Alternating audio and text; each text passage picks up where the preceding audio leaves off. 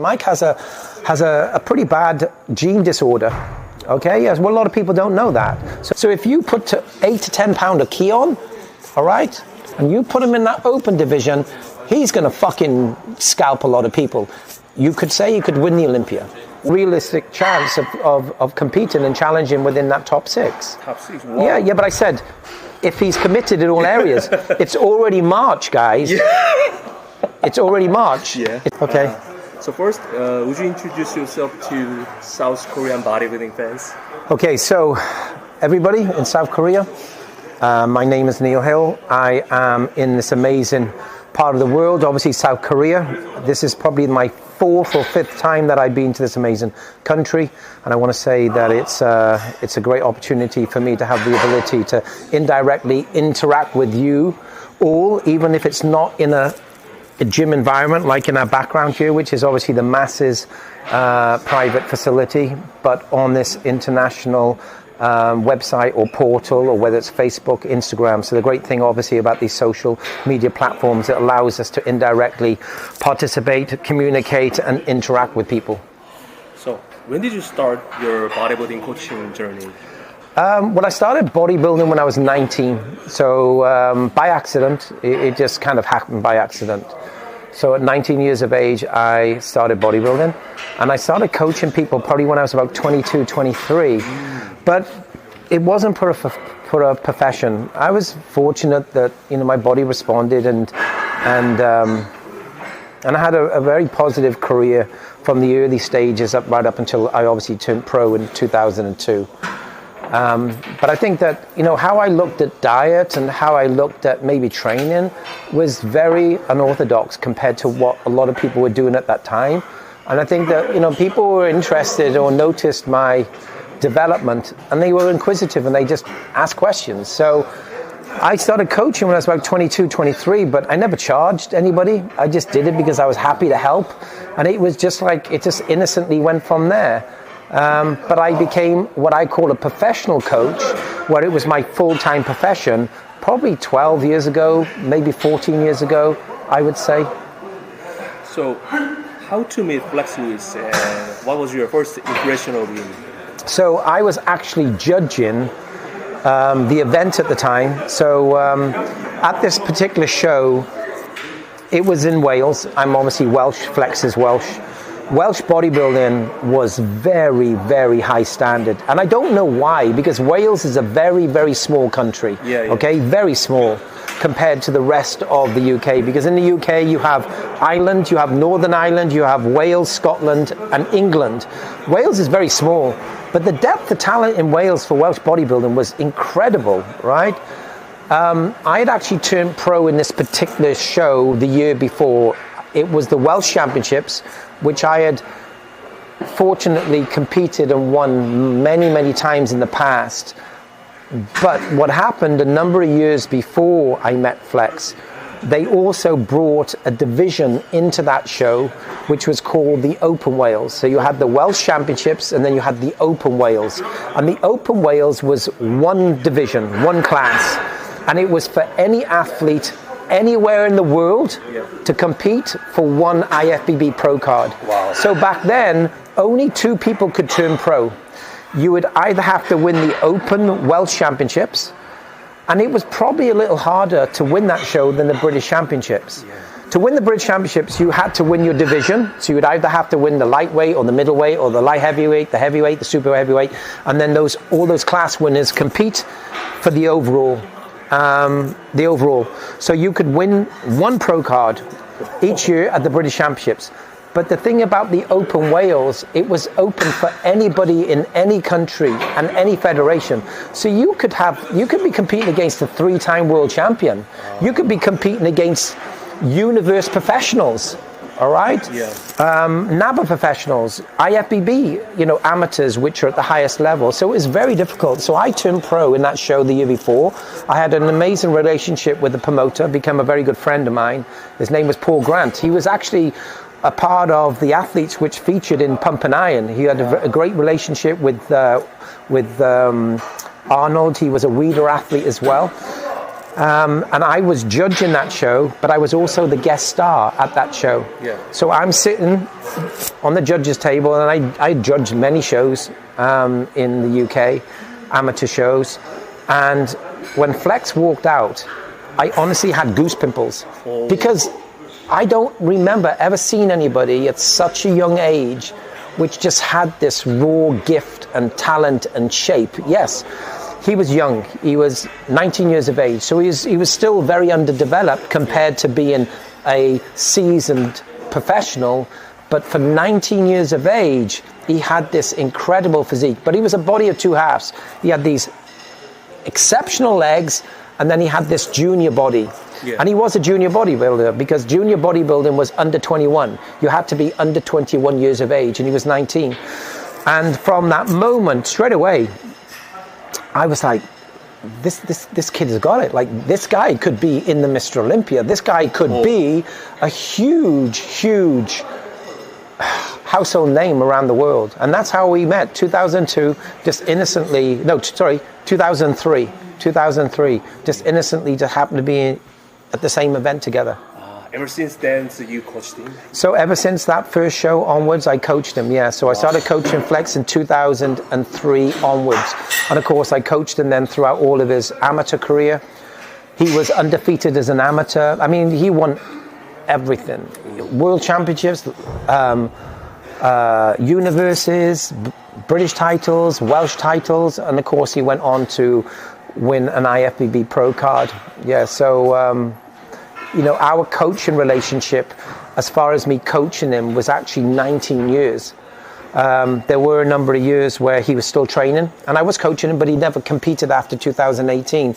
If he would have been competing now, I probably would have been coaching him for about 25 years. Yeah. So it's, it's a very remarkable story because it happened at the very, very beginning. Yeah. For your standards, what requires to become bodybuilding coach?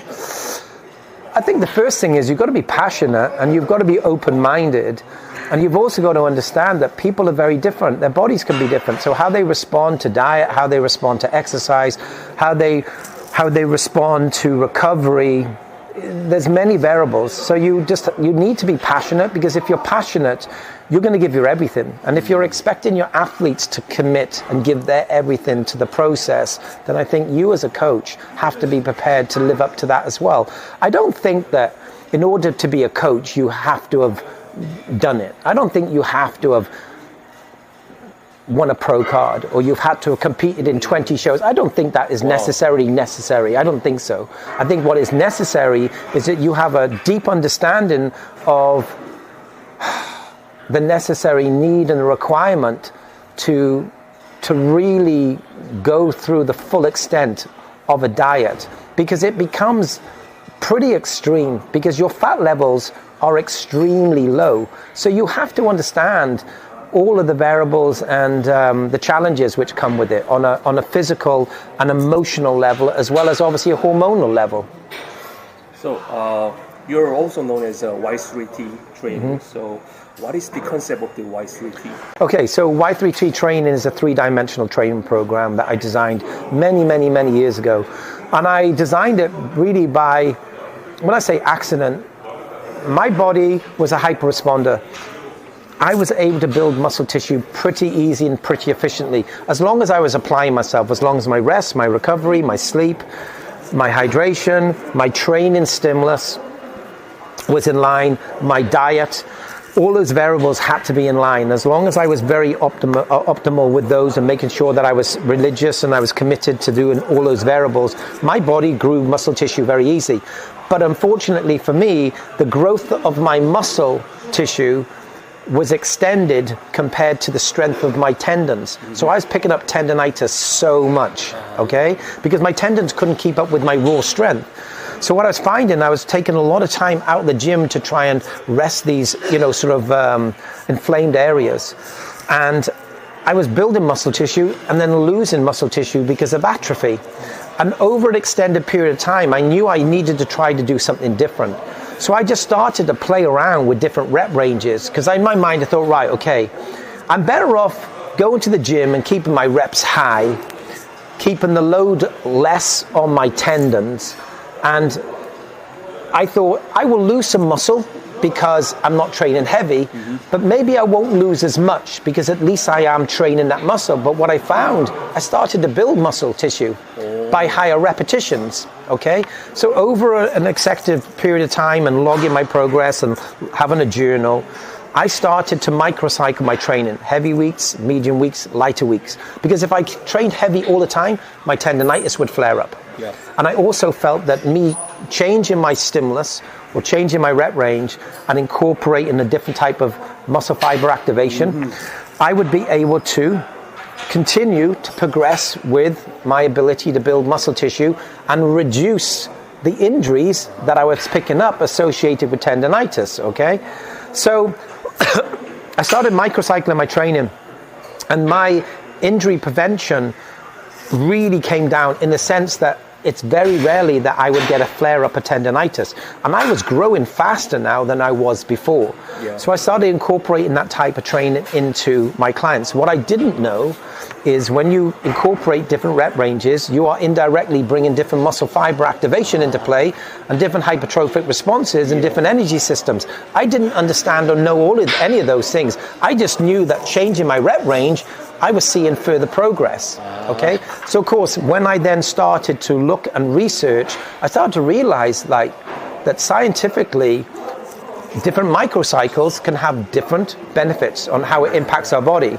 So a week one workout tends to be based on compound movements primarily. Compound movements anywhere between 6 and 12 repetitions, focusing on myofibria hypertrophy, type 2A muscle fiber activation. On a microcycle week 2, you are going to have what I call a hybrid week, where you will tap into myofibria hypertrophy, sarcoplasmic hypertrophy, type 2A and type 2B muscle fiber, and you potentially will also scavenge slow twitch muscle fiber activation as well. And then on a week 3 workout, you're primarily focusing on slow twitch muscle fibers, sarcoplasmic hypertrophy. But again, whether you're doing a week 1, 2, or 3, there's argument to say you are going to get a scavenger environment at some point. So you will incorporate when you're really pushing and extending yourselves with the intensity level, and maybe also incorporating a positive form of progressive overload, which is essential for mechanical tension and also for you to potentially force a positive environment for adaptation. Got it. So, would you name some of the athletes you currently working with? Currently work with? Yeah. Okay, current athletes. Maybe past is okay, yeah. Okay, past as well. So, William Bonac, I had a very, very successful period of time with William. William went on to, and still is, very relevant in the industry. You know, we had an incredible past career as far as athlete and coach, as far as accomplishments on stage. William did really, really well. Big Ramy. Wow. Brandon Curry. Branch Warren. Obviously Flex Lewis. Mike Sommerfield. Ryan Terry. Steve Cook. Brandon Hendrickson. Alex Cambarero. Oh my gosh. Man. Rafael Brandao. Cody Drobot. I don't like being asked that question because there would have been athletes just now that I never mentioned, because it's hard for me to always remember, because the depth of talent in the team has always been so great. And I really enjoy the ability of meeting athletes in their beginner years and nurturing them, not just for how they need to hold themselves and carry themselves on stage, and how to apply themselves physically and mentally within their bodybuilding journeys, but also nurturing them in life in general. You know, you become a life coach as well as a health and fitness bodybuilding coach, and you can also become like a psychiatrist as well, because you know, life is challenging. Social media also can create a lot of distraction. So I think that, you know, being a coach isn't just about what an athlete looks like on stage. It's how you help them and prepare them for more than that in life. How you help them manage and balance their professional careers off stage, or their their relationships. Because to find a great partner, whether I'm working with a female and she's obviously got a male partner, or whether it's a male and he's obviously got a female partner, it's also making sure that they realize that the most important things in their life is not bodybuilding. Mm-hmm. It tends to be the people which are a part of that journey, right? So you need to make sure you're not neglecting the people around you, because it's very easy to be caught up with the distraction of social media, become very selfish, and it's a very lonely world, or can be a lonely world, if you lose the people which really care about you. So, who was the most genetically freak you've ever coached? William Bonac. Ooh. You spent time with his prime time, right? Yeah. I met William, and I don't say this in a negative way. When I met William, he was what I call a second-ranked pro, a second or third-ranked pro. I'm not saying I was responsible for his pro career. I do think that I definitely had a big positive impact on his career. I have no doubts about that. But when I met William, he was that athlete which he had a great physique, but there was quite a big gap between there and being really noticed. Does that make sense? Yes, he'd won some shows and he made an impact. But when you step into the professional ranks, it's different. You can be a great athlete, but when you're standing amongst the elite, you can get lost, right? Yeah. And me and William started working together.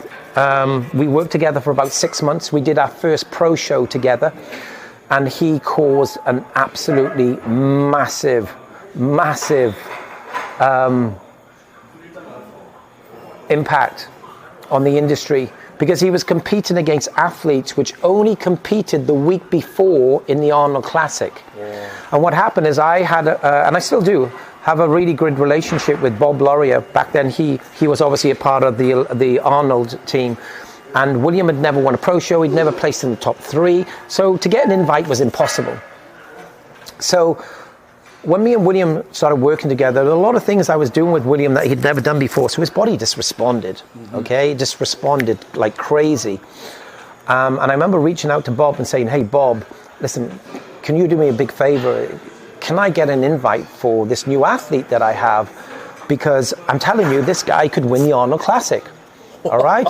I really believe that, all right? Nobody saw William coming. Nobody saw William coming. Yeah. And it was like, Neil, I would, but I can't, because obviously, we can't just make changes. I said, okay, well, he will be competing in Australia, which might be in 14 weeks' time. Yeah. I will see you in 14 weeks' time.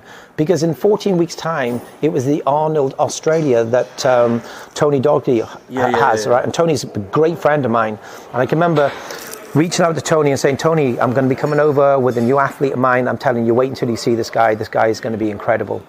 And William came second in that show. There's argument to say you probably should have won the show. When was it?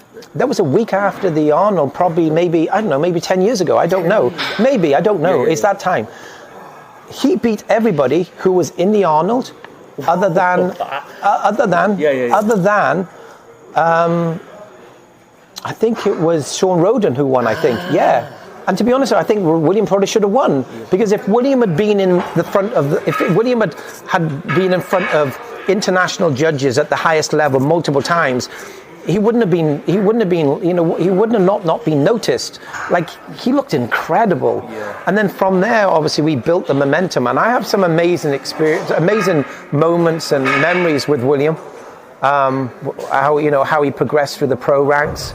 And he's still present. He just came a very impressive 5th or 6th in the Arnold Classic 2 weeks ago. So William was one of those freaky athletes. Big Ramy was a freak, right? Then also like Brandon Curry was. They're different. And then of course you have Flex, and Flex is like 1 in a million. So yes, he built muscle, and he built muscle pretty methodically. Where I feel like his freakiness is that even though he had like dense muscle, but that was maturity. It wasn't just it came easy. It's obviously commitment. His shape and structure was just unbelievable. Yeah. So when you have this shape and a structure, which is just like, it's just pure art, and then you put that muscle on. It's like a Keon Pearson. Yeah. You know, Keon, his shape and structure is just impeccable. And as he keeps putting that quality muscle on, and he keeps his waistline the same size, the illusion is just going to become even more beautiful and more impressive. Do you understand? Yeah. So, and then, I also have like Brandon Hendrickson, who's not a mass monster, but he's just got this beautiful flow. So there's many of my athletes which I feel are pretty freaky, but they're freaky in different ways. We are talking about the Zhang, the mass. Yes. So if he put in 100%, yep. Where would he place in this year's Mr. Olympia? If he was to put 100% into every area of his bodybuilding career from, the beginning of 2025, he has a realistic chance of competing and challenging within that top 6. Top 6, wow. Yeah, but I said, if he's committed in all areas, it's already March, guys. Yeah. It's already March. Yeah. It's mid-March, right? But, he's somebody who's way above average genetics. He's freaky in his own right. Yeah. And the reason I'm here in Korea is obviously because of Sung. But he's such a fucking great individual. He's such an asset for, I call, Korean bodybuilding. Seriously. Yeah. Because not only does he have this amazing physique, right? He's just a great role model. He's just a great individual. He's got a great outlook on life and purpose, and he leads by example, and he's got so many great qualities. And of course, some of those qualities are him and who he is as an individual, but also some of those amazing, beautiful qualities is his upbringing by his parents. So his parents have done an amazing job on, nurturing him and preparing him for life in general. Mm-hmm. Oh, we are talking about Mike Sommerfield. Mike Sommerfield will be the most improved athlete, I guess, 2024 to 25 season. Mm-hmm. So what major played for his crazy improvement? I think there's many factors, to be honest with you. Myself and Mike, we have more than just an athlete relationship, right? So I started working with Mike we started working together on the 1st of January 2019. Wow. Yeah. 19, 20, 21, 22, 23, 24. We're going actually into our 6th year together, all right? So I think, a lot of people don't realize that we've had that career together for such a long time. Yeah. I feel that there's many factors which have contributed to Mike's evolution of his physique. Structure. Just having a very clear vision on what our goal and our objective is. Really optimizing his recovery with health and well-being. Mike also is also in a very disadvantaged position because Mike has a pretty bad gene disorder.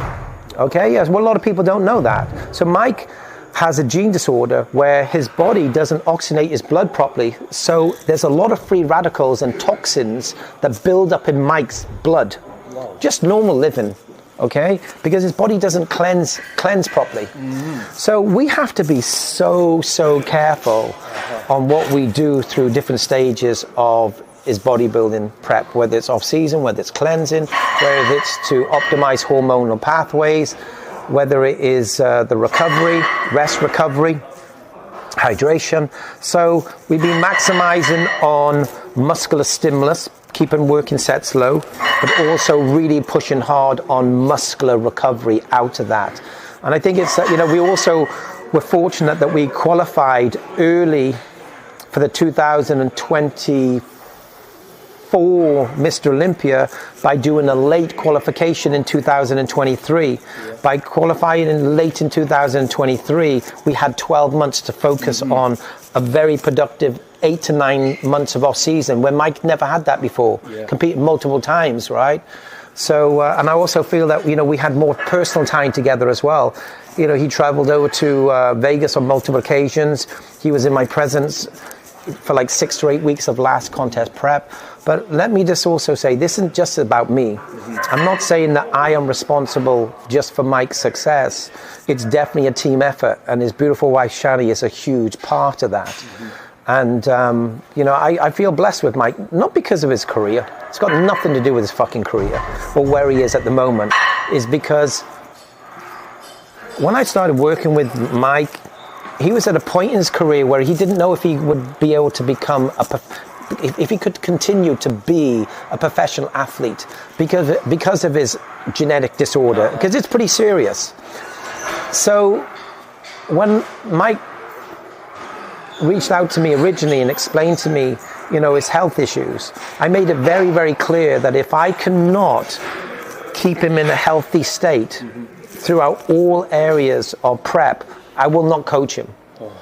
So the attention and the fine details that I do with Mike has to be really extreme, because assistance is used.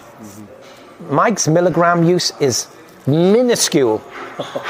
So we never waste one we don't waste 1 milligram of anything. All right, milligram. We're not talking about grams. We're talking about milligrams, because we can't, because of his disadvantage. And what I want to highlight in this message to everybody is stop focusing on doing things you don't need to do. Focus on optimizing health, recovery, well-being, and if you make sure that nucleus and that environment is optimized, your ability to progress will increase. Your ability to stay healthier will increase. You understand? Yeah. So, I feel very protective of Mike as well, because he, like I told you, with being a coach is more than just being a bodybuilding coach. You have to prepare and nurture and make sure that people don't lose sight of the important things and not just like focus on the now, right? Yeah. We don't have a dominant Mr. Olympia champion since Paris. So do you see if there is anybody who can continue to win the Mr. Olympia? I think there's probably two or three athletes in that open division which potentially could. But the thing is, I think with Phil had a big separation between himself, right? You could say Kai challenged him, but Kai was probably the only person who could challenge Phil, right? And then obviously, Kai stepped away from competing, which I think is crazy. I don't think he should have stepped away when he did. But of course, it's his decision, right? Yeah. Much respect. When I look at the three which are the most challenging at the moment and have been really for the last 2 or 3 years, is going to be Hadi. It's going to be obviously Samson and Derek, all right? Now, Derek obviously just took that Arnold title. He took it away from Samson, okay? In fact, he didn't take it away from Samson because the year before Hadi won, all right? Yeah. But, he's obviously created a dent in Samson's historic placings on stage, because when was the last time an open class Mr. Olympia lost a title in an Arnold title, right? Because very few Olympian champions compete in the Arnold. Yeah. So let me also say, I have nothing but huge respect for Samson for competing in the Arnold. He didn't need to, but he did, right? That to me shows sheer leadership and incredible morals and support for the industry. Of course, there's a financial gain for him, but I can assure you, I'm sure that it wasn't just the financial gain that drove him to it. I think he wants to give back. He wants to prove himself. He's not afraid of competing against anyone, and he probably wants to learn his body more and more. So I think the three athletes really is Derek, Hadi, and Samson. The question is how long can they keep that longevity as far as their bodies staying active and alive and not starting to deteriorate? It's a question. But I think with Phil, he was a different breed, I don't think that Derek or Samson or Hadi they're extreme breeds, and they're very different in their body compositions, but there's very little between the three of them. I think that there's a possibility that those three athletes could be jumping and flipping places for the next couple of years. I'm sure Derek will argue the fact that no, he's going to win that 2025 Mr. Olympia title. It's 220. It's 2025 now, right? It's not 2026. Yeah. Am I correct? Yeah. Yeah. I'm just trying to make sure that I am living in the present moment, right? That's what happens when you get older. But Derek, I'm sure, will say, I'm going to win the Olympia title, and he very may well win the Olympia title. But you can guarantee that Hadi wants that title back, and you can guarantee that Samson's not going to want to let it go. So I think the nearest you're going to see to somebody which could hold on to an Olympia title for many years without being challenged, to be honest with you, is Keon. Wow. Keon is just far superior, and he's actually structurally far superior than any single bodybuilder in bodybuilding currently. It is absolutely incredible. And Patrick Torres, coach, is doing an incredible job with them. You know, they've become, you know, a very strong, united force within the IFBB pro ranks. Patrick's a great coach, a good friend of mine as well. He's also a part of Yamamoto Nutrition. So, of course, I'm very proud to stand side by side with Patrick. And we have a great rapport and relationship. But the thing is, structurally, Keon is just superior. He's just absolutely superior. And I think in last year's Olympia, I think he competed at about 203, 204 pounds. So he has the ability to put another 8 or 9 pounds of muscle. Yeah. Keep that waistline the same size, and you keep adding that muscle. The illusion is just going to be even more dramatic. It's even going to make his physique look even prettier and even flower. So if you put 8 to 10 pound of Keon, all right, or you're able to put 10 to 12 pound on Keon, and you put him in that open division, he's going to fucking scalp a lot of people. You could say he could win the Olympia.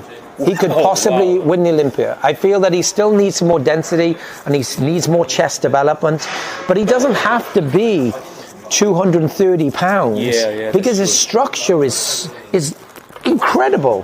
So I think that Keon could be, you know, when he makes that decision, or when him and Patrick make the decision, who knows? But I'm sure at the moment they're just focused on now. They don't think too far in the future. Think about the future for future health and well-being, but think about what your clear goals are over the next 3 months, 6 months, 9 months. And for them, it's obviously to hold on to that Olympia title in that 212 division. So next question. So please share the best conditioning on stage you ever watched in face. My gosh, man. As in athletes of mine, or athletes in general? General. Definitely one person, Andrea Munzer. Did you see him in person? Back in 1989, I was 19 years of age. I just started training that year. I'd only been training for 6 months, and I went to watch the Mr. Olympia in Rimini, Italy in 1989, and he was in that show. And his condition was sickening. Absolutely sickening. So without doubt, Andreas Munzer. Yeah. So, last question.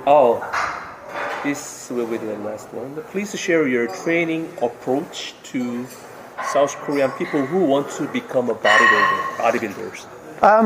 As in my training style, as far as what I would advise? Any advice? Yeah. Okay, so my advice would be to be eager to learn.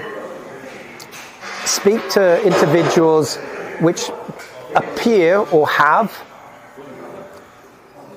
consistency within their divisions and their respected peers.